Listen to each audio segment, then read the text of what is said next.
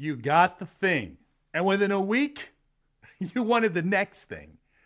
And you caught yourself doing it. Halfway into the celebration of the thing that you finally got, your brain was already pricing out the next one. The job, the house, the relationship, the achievement, the thing you said would finally do it, the thing you'd been pointing at for months, maybe even years. And the hum that was supposed to go quiet, it just moved. Look, here's what nobody tells you. That's not a personality flaw. It's also not greed. It's not weak character. It's just wiring. Every single human being walking around this planet has that hum underneath their life that says, this isn't enough. Like the richest people on earth feel it. The most accomplished people you've ever heard of feel it. Your favorite athlete, your favorite musician, the people that you secretly think have it all figured out, they feel it too. You weren't designed to feel full. You were actually designed to keep reaching. Now, here's where I'm going to take you. I'm going to tell you why your wanting is not going to stop. Not today, not at the next promotion, not at the bigger house, not at whatever it is that you happen to be reaching for right now. And then I'm going to show you what to do about it. You're going to walk out of this with less guilt about the hum and hopefully a better question about what it's actually pointing at. That's the trip. Now, there is a Jeep in my driveway that's been making this point for 12 years. And I'm going to get to that. But first, I want to talk to you about this wiring. Psychologists have a word for what your brain does after every single win. They call it adaptation. Now, here's how it works. You set a goal, you hit the goal, and for a brief moment, you feel the lift, the satisfaction, the relief, the rush of finally arriving. And then your brain does what your brain has always done. It treats the new state as the new normal. The promotion stopped feeling like a promotion. It just starts feeling like your job. The new house stopped feeling like a new dream house. It just feels like where you live. The relationship that you prayed for stopped feeling like a miracle. It just starts feeling like Tuesday. And the moment that adjustment happens, that hum starts back up and says, this isn't enough. Now, most people, when they feel that hum, do one of two things. The first thing is they'll blame themselves. They say, what's wrong with me? Why am I never satisfied? Why am I not grateful? Why can't I just be content? And they start a gratitude journal or they reframe it somehow. They tell themselves to want less. And the hum does actually quiet down for like 4 days. Then it comes back again. Now, the second thing that people will generally do is they'll double down. I mean, if the last thing didn't do it, then maybe the bigger thing will finally do it. The next upgrade, the bigger house, the next job, the next relationship, the next experience, the next purchase I make. And they keep moving the goalpost, certain that this time the wanting will stop. But it won't. And not because there's something broken about you, but because you are working exactly the way human beings work. Researchers who study this stuff, they have a phrase for it. Human beings are insatiable. Now, that word just means you can't fully satisfy us. Not with money, not with sex, not with food, not with attention, not with success, not even with comfort. I mean, pour any of those things into a person, and the person will adapt to them and will then start wanting more again. Now, if you've ever read an ad for any product ever, you've been told the opposite. Every advertisement on earth promises the same thing in a different voice. This product will finally do it. This thing will finally make you feel full. This thing will finally make you stop wanting. But it won't. None of the products do. They're not actually even designed to. The whole economy is built on the fact that you're going to want the next thing about 10 minutes after you get the last one. There was nothing wrong with the previous cell phone except it's designed to go away. It's designed to slow down. And the marketing says the one you have is no good, that we told you was amazing, and now you need the next one. And that's not conspiracy. That is just how marketing has tuned in to the desire of a human. And here's the part that stops me cold. The same insatiability that makes you miserable at the dinner table after you get everything that you wanted is the same insatiability that built every hospital you've ever been treated in, that cured polio, that ended slavery, that wrote every book that you love, that composed every song that you played in your car and made you cry. Somebody somewhere said, this isn't enough. And then they did something about it. And I hope we keep doing something about it. Yeah, I haven't mentioned this yet on purpose. I'm a pastor, and I have been for a long time. And the reason I've been holding back is that I wanted you to land somewhere with the argument before I told you where I stand. Because I think that this argument holds whether or not you share my framework. The wanting is real for everybody. And what I'm about to add doesn't replace what I just said. I think it deepens it. Before I get there, I owe you a story because I have lived this thing in my driveway for 12 years. And it is, well, it's embarrassing. It started in 2014. I was online one night looking at Jeeps. I had never bought a vehicle online. Honestly, I'd never even bid on eBay before. I knew it was an auction. I knew the basics, but I just had never actually done it. I'd been wanting a Jeep for a while.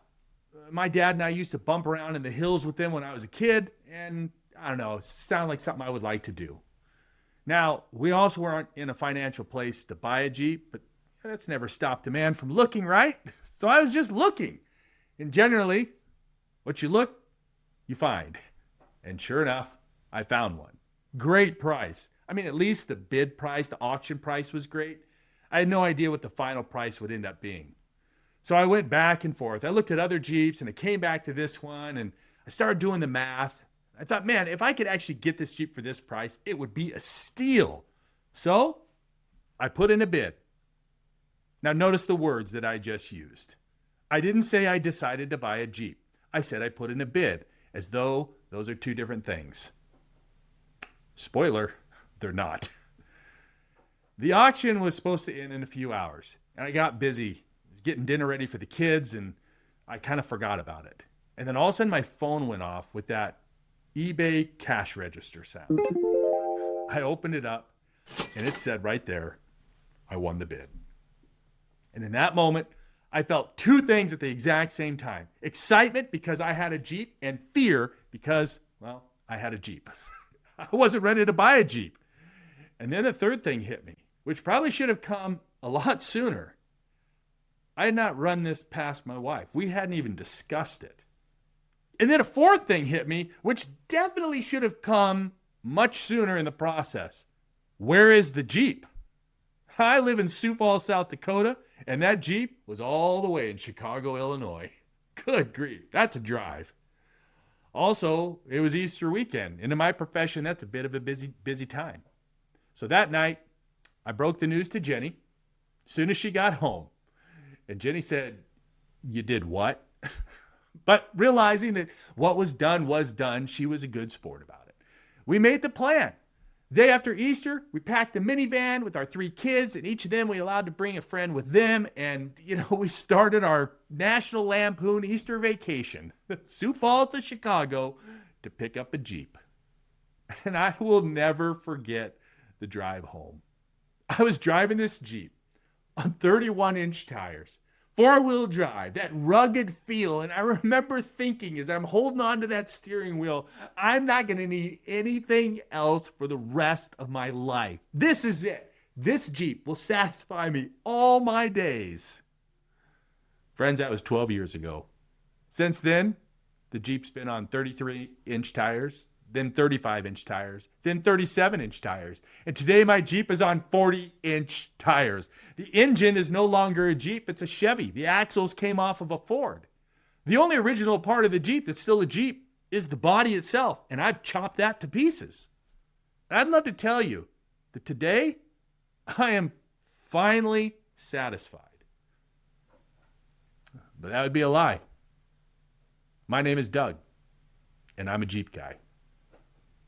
Now, you don't have to be a car guy to recognize what just happened, because you can just insert your own thing. The kitchen renovation that wasn't enough. The fitness goal that became the next fitness goal. The kids' sports gear, the hobby gear, the closet, the watch collection, the bookshelf, the next house, the next title, the next experience. Every person listening has their version of the 40-inch tire.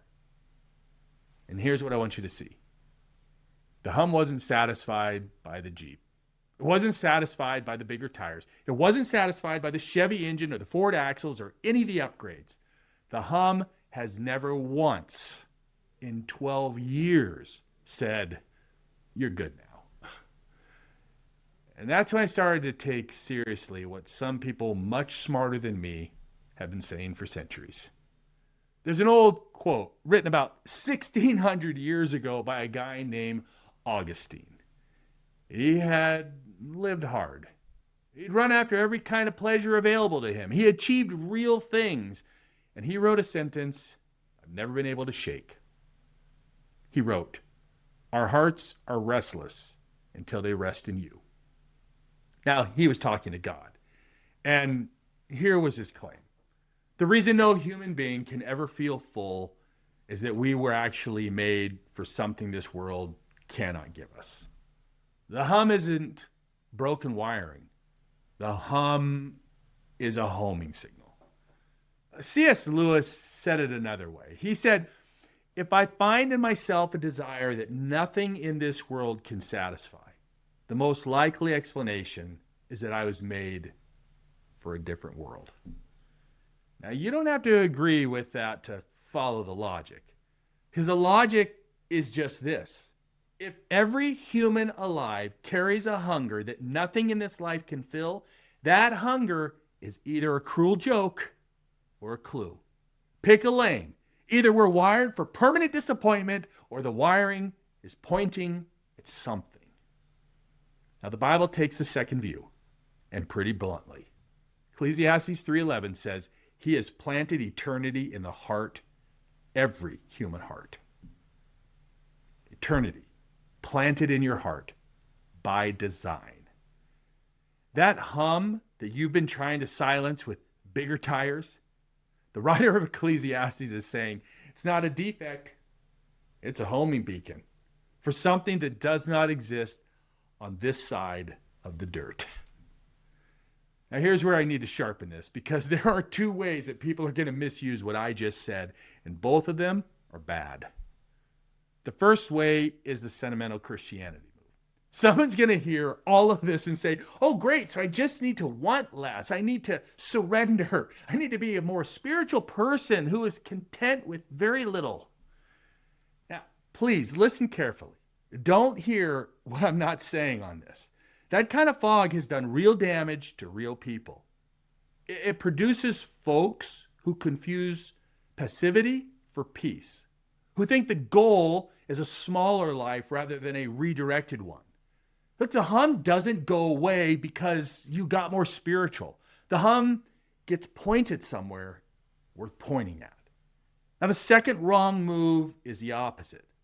Some of you are going to hear this and say, "Okay, my insatiability is good. It's the engine of progress. So I should just keep upgrading just with better justification." Now, that misses the point too. Now, not all wanting is created equal. There's a kind of wanting that drives you to be a better spouse, have a better life, become a better person. That kind of wanting is fuel. And then there's another kind of wanting that drives you to the next pair of tires. And that kind of wanting is just noise. This isn't a side to pick. This is a way through. The question isn't how to want less. The question has to be what your wanting is actually pointing at, and whether what it's pointing at can carry the weight of what you're putting on it. Let me give you 3 things. They're simple, not easy. First, stop trying to silence the hum. You can't. You're not built to. Every gratitude practice, every reframing exercise, every count your blessings Sunday school move, those things have value, but none of them are going to make the wanting stop. Stop beating yourself up for being a human. Secondly, sort the wanting. Sit down and look at the next three things that you're reaching for and be honest. Are they fuel or are they just noise? Are they pulling you towards becoming someone or are they just pulling you towards owning something? The same hunger built every hospital and every regret. So sort yours. Thirdly, take the homing signal seriously. If your wanting won't stay quiet, if no upgrade ever fixes it, if no relationship ever fills it, no achievement ever finishes it, then ask yourself the question that Augustine and C.S. Lewis were both asking. What if the hum is pointing at something that you can't buy on eBay? What if it's pointing at something that this world isn't capable of giving you? Now that question doesn't require you to be religious. It just requires you to be honest. Now, here's what just happened.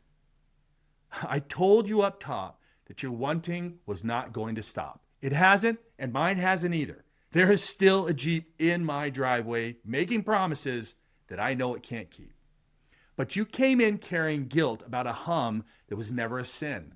And I hope today you are walking out with a better question and a homing signal that you can actually follow. And that's not nothing. You are leaving better than I found you. My Jeep is on 40-inch tires. The engine's a Chevy. The axles are Ford. And the body is the only original part. And the hum is still there, always was, and it always will be. And it's not even a problem to fix. It's a clue to follow. Stop trying to make the wanting stop and start asking what it's pointing at. Some of it is fuel, some of it is noise, and some of it, if you'll let yourself sit with it long enough, is pointing at the only thing big enough to carry the weight. Not aside, a way through. Think clearly, live faithfully. There are hard things all around us, and the question isn't, will it get to me, but what will I become because of it? Let's navigate this together with grace and grit and come out hopeful. Grace with grit. I'll see you on the next one.